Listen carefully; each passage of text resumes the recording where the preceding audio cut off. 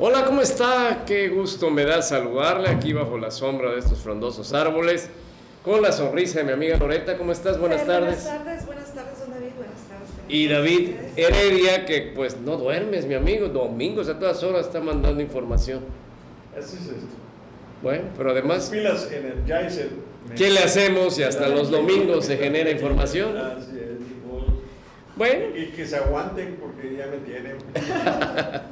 pues vamos a escuchar qué hay. Claro que sí, empezamos con nuestras notas locales. El secretario de Turismo de Yucatán, Saúl Ancona Salazar, confirmó la llegada de 2 cadenas hoteleras internacionales para la zona del nuevo Centro Internacional de Congresos, mismos que operarán a finales del 2019. Se sabe que para esta zona se abrirán en los próximos 2 años 6 hoteles más, proyectos que rebasarían los 3,000 millones de pesos de inversión. Hoy por la mañana en Mérida, la Organización Mundial de Turismo, la Secretaría de Turismo Federal y la Secretaría de Fomento Turístico de Yucatán pusieron en marcha el curso de marketing de turismo en redes sociales en el que participan representantes de 7 países y 22 estados de la República. Y en los primeros 8 meses del año, Nacional Financiera ha entregado más de 3,000 millones de pesos en créditos en Yucatán, principalmente para los sectores manufacturero y de servicios, dijo ayer el delegado de la entidad, Adrián Plata Monroy.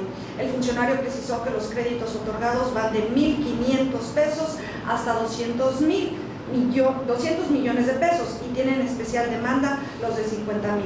En todos los esquemas de financiamiento se han entregado cerca de 3,400 millones de pesos en Yucatán y se han otorgado aproximadamente 3,800 garantías y créditos en esta entidad. Es un esfuerzo importante. Nacional Financiera tiene amplia gama de productos que trabajamos con 154 intermediarios financieros, de los cuales 24 son bancos. Tenemos una gran derrama crediticia a través de todos ellos y de todos los programas que se ofrecen.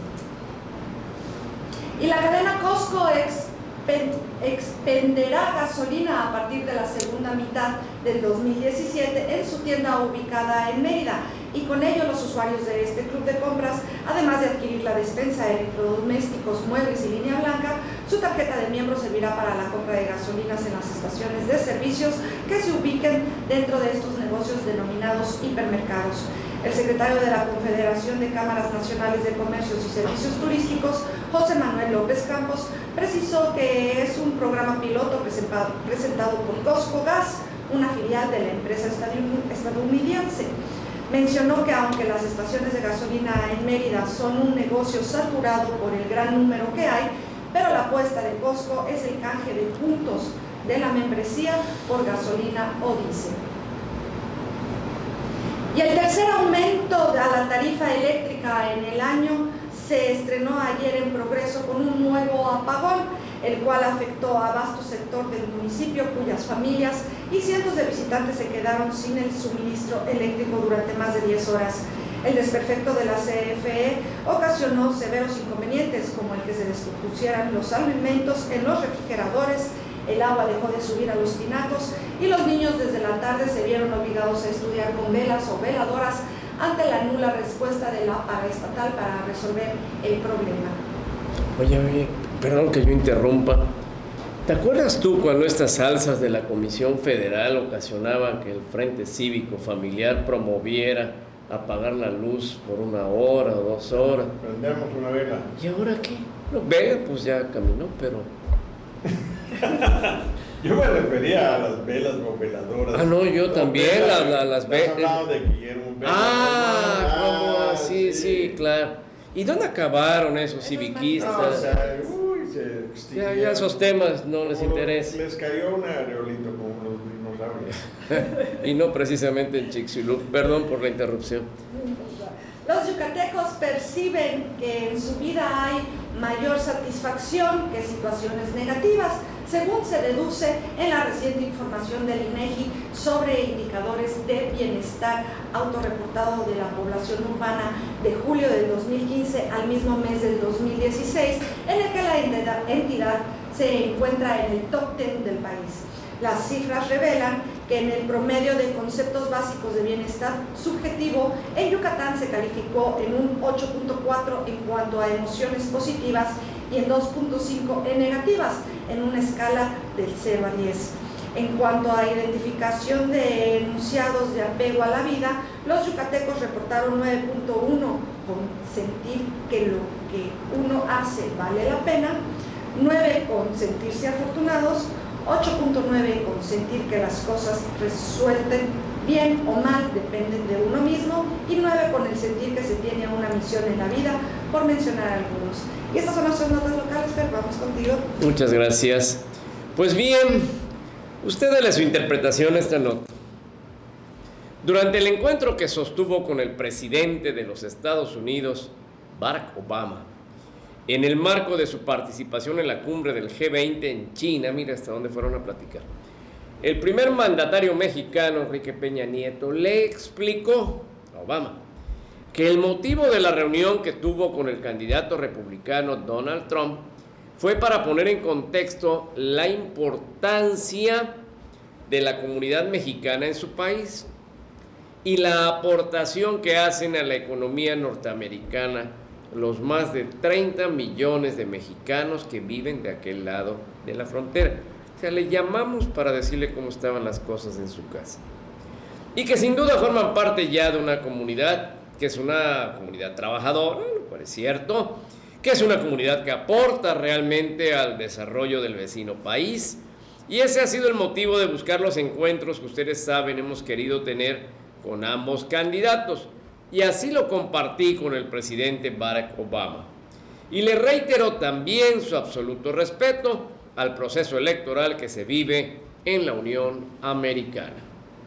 Tómelo usted como crea. El 100% de las escuelas de Oaxaca abrirá para iniciar el ciclo escolar. Ya debieron de haber abierto, confirmó la sección 22 de la Coordinadora Nacional de Trabajadores de la Educación. El organismo aseguró que esta decisión no debe verse como un repliegue del movimiento, sino como un reacomodo y un cambio de estrategia. Asimismo, confirmó la reducción del plantón en el Zócalo de Oaxaca. Sin embargo, añade que los bloqueos carreteros continuarán si el gobierno no demuestra voluntad a sus peticiones. En otro tema, a 2 meses de que se cumplan 8 años ya del accidente aéreo en el que perdió la vida el exsecretario de Gobernación, Juan Camilo Muriño, la Suprema Corte atrajo el caso de un francés que reclama una indemnización. Nosotros no se la pedimos a Florence Cassés. Detalla que el gobierno federal se niega a apoyarlo, pese a que quedó incapacitado de manera permanente tras el incidente ocurrido en la zona de Lomas de Chapultepec. Actualmente el hombre recibe atención médica en Miami, Florida, usa una máscara de compresión y se somete a terapias para rehabilitarse, ya que el 65% de su cuerpo está quemado.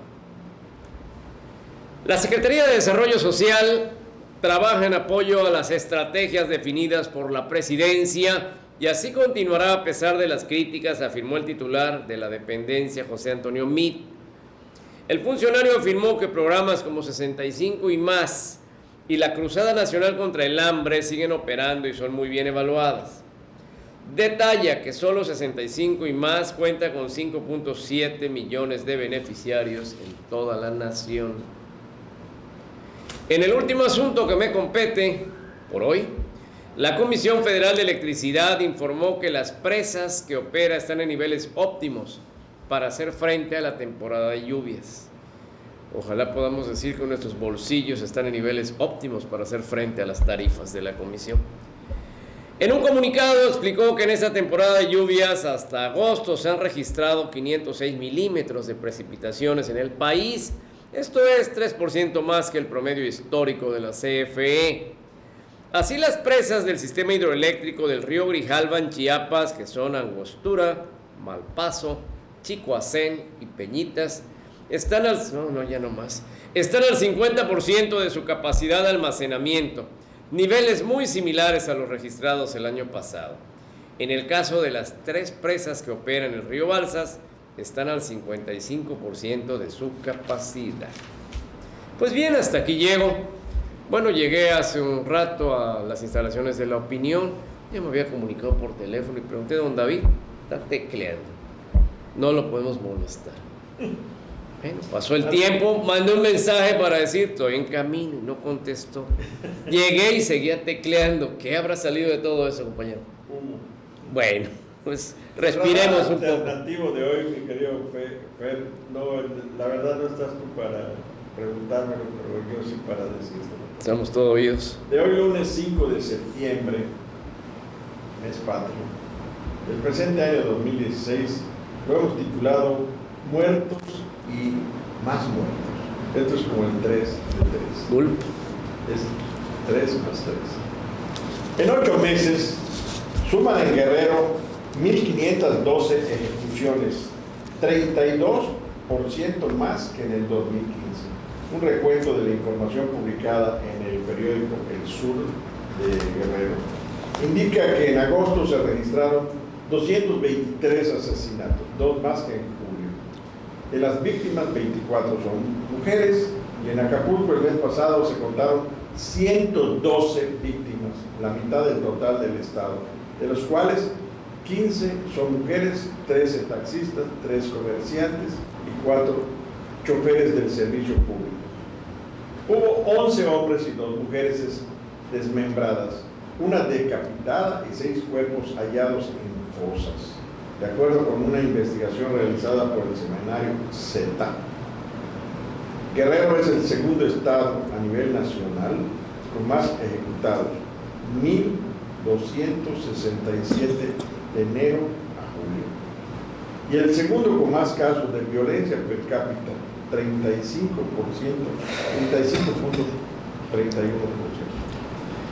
En los primeros 8 meses del año se cometieron 1.512 asesinatos en el estado de Guerrero, reitero, en los que aparentemente participó el crimen organizado. Son 367 más que en el mismo periodo del 2015, lo que representa un incremento del 32%, mientras que en agosto se registraron 223, 2 más que en julio. Son cifras oficiales. Un recuento de la información publicada en el Sur indica que Acapulco fue el municipio en el que ocurrieron más asesinatos, con 112, de los cuales 15 fueron mujeres, lo que representa el 50% del total del estado, y hubo 111 muertes en otros 35 municipios de la entidad. Ayer, en otro recuento de la violencia presentado por el diario Z, Guerrero se ubicó como la segunda entidad con el mayor número de ejecutados. De acuerdo a julio, se registraron 1.267 ejecutados. En los 31 días de agosto hubo 223 ejecuciones, 2 más que en los 31 días de julio, periodo en el que incurrieron 221 y de las víctimas 24 son mujeres. Las regiones en las que se cometieron más ejecuciones son Acapulco, Centro, Costa Grande, La Montaña y Tierra Caliente, además de la zona serrana. En Chilpancingo hubo 20 ejecuciones, en Zihuatanejo 13, en Chilapa 7, en Heliodoro Castillo Tlacotepec y Eduardo Neri en Zumpango 6, en Coyuca de Catalán 5, en Coyuca de Benítez y Atoyac 4, en Iguala, Tepecuilco, La Unión, Ometepec, Osoyo y Coajihuilapan ocurrieron 3. Además, en Iguala, Tlapa de Comonfort, Tasco, Tlahuaca, Cruz Grande, San Luis, Acatlán y Tecpan de Galeana registraron 2. En Huichuco, Tecoanapa, Cocula, Tlalchapa, Ayutla, Copalillo, Quechultenango, Ixtla, Citlala, Melinaltepec, Acolzuaca, Petatlán y Cocoanayoc hubo 1. Sin contar Acapulco, que concentra la mayoría de las ejecuciones. Oigan esto. Fueron 25 jóvenes entre 15 y 28 años. Y una niña. El resto de las víctimas tenían entre 30 y 65 años de edad. La mayoría de los homicidios fueron a balazos Le siguieron los asesinatos con arma blanca, lapidarios a golpes y desmembrados en los que en algunos casos les dejaron narcomensajes. Entre las víctimas están el trabajador de una feria, un chofer del transporte público, un exmilitar, un vecino de Iguala, un vendedor de ganado, un promotor artístico de Michoacán, 3 taxistas, un tragafuego, un trabajador del gobierno, un albañil, un trabajador de Electra, un vecino de Zumpango y otro de Chilpancingo. Además, un agente de tránsito, un trabajador del mercado central de Chilpancingo, un trabajador de una tienda de abarrotes, un trabajador de una gasera, un vendedor, un campesino, un ex policía de Tlapehuala, un empresario de venta de agua en pipa, 3 policías estatales, un velador, un exdiputado del Partido Revolucionario Institucional, un policía ministerial, un comisario y el hijo del jefe del grupo de la delincuencia organizada, Salvador Chava Granados.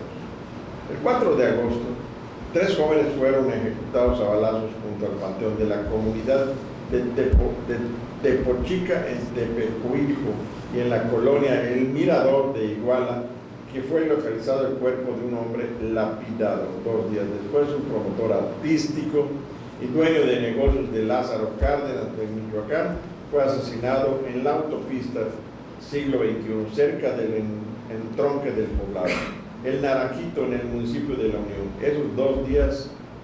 Ese día 2 grupos de la delincuencia organizada que controlan parte de la sierra de Coyuca de Catalán se enfrentaron a balazos en la comunidad de El Carrizal y como resultado del incidente se reportaron 6 muertos.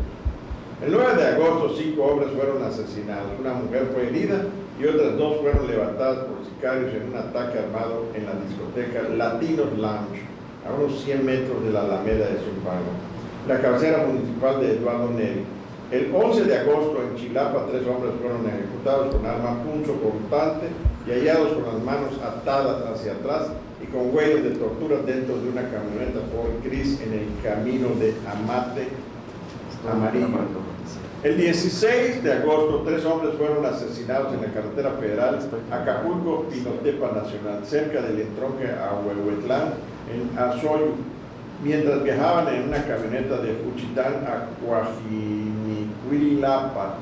3 días después, 2 hombres y una mujer fueron asesinados a balazos a la orilla del retorno de Tierras Prietas, a unos 500 metros del Hospital General Raimundo Abarca Alarcón en Chilpancingo. El día 22 de este mes, hombres armados se enfrentaron en la comunidad de Rincón Chamacua, municipio de Coyuca, en catalán. 3 hombres murieron en el lugar y uno falleció en una clínica de la ciudad de Altamirano. Este hecho de violencia destaca porque los vecinos de esta comunidad huyeron del lugar con sus cosas, a pesar de la presencia de soldados del ejército en la entrada de la comunidad. Después, con el alcalde acordaron que iban a regresar y en los últimos días del mes se informó que iban retornando poco a poco.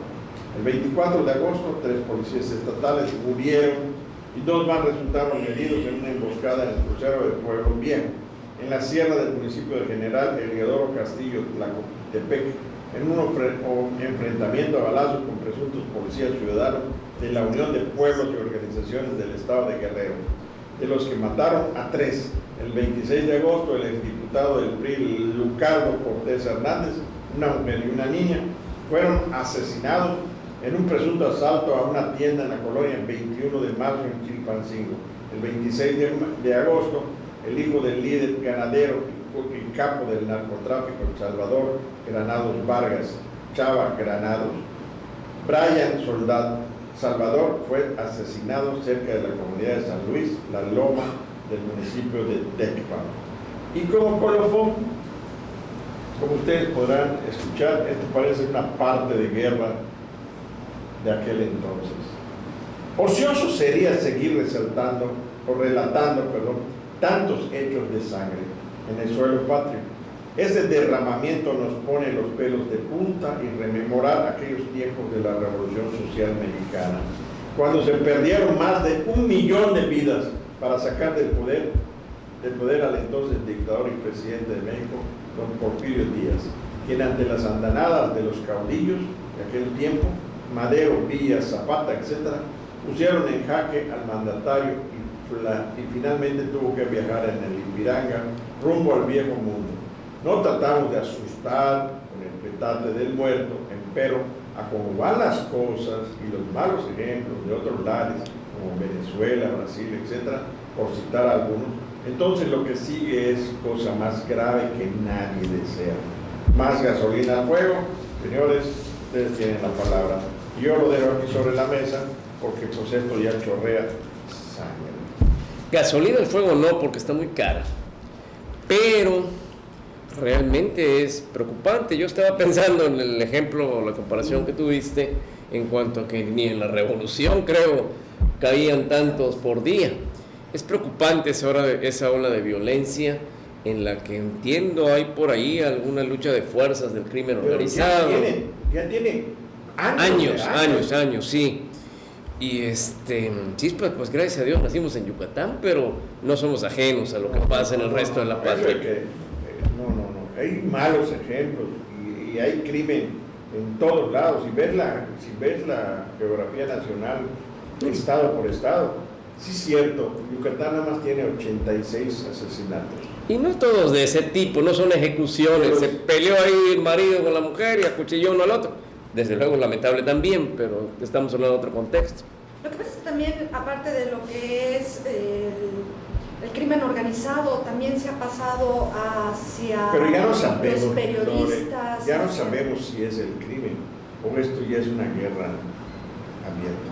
O sea, prácticamente todos aparecen contra las fuerzas todos. clandestinas, aparecen gente secuestrada, aparecen colgados en los puentes, aparecen por todos lados.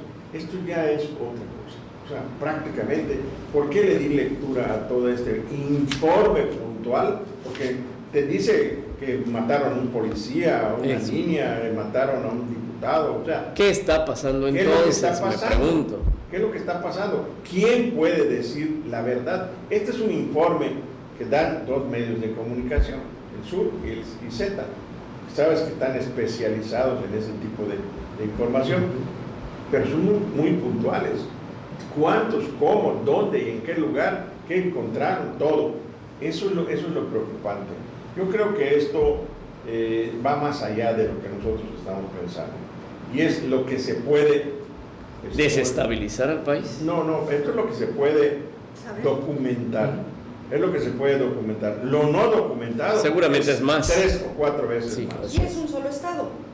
Estamos hablando de un solo estado. Tamaulipas, ahora, Veracruz. si tú te vas, el que menos tiene de todos los estados de la República, sí es cierto, es Yucatán, solamente 86.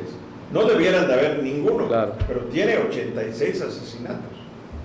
Pues es preocupante desde el punto de vista que usted lo vea, sea cual fuera la causa que quisiéramos, pero hay que volver al estado del orden. Creo que alguien tiene que tomar el toro por los cuernos. Y yo no sé si por la vía de la negociación, por la vía de las armas, o por qué vía, pero ya. Se dedican a negociación, a mesas de negociación. Que no llevan a ningún lado. No llegan a nada. No llegan a nada. Y lo vemos con los maestros que están parando en carreteras, están haciendo cosas. Y dices, pues, ¿a dónde vamos a llegar? ¿A dónde vamos a parar? No es lo que queremos para México. Como canta el Buki, ¿no? Así es. Así están las cosas en este país que no se parece a otro. Quisiéramos que estén de otro modo, que podamos vivir y trabajar en paz. Ojalá algún día lo alcancemos. Muchas gracias por el informe. Loreta, muchas gracias. Sí, buenas tardes, muchas gracias a ustedes. Hasta pronto.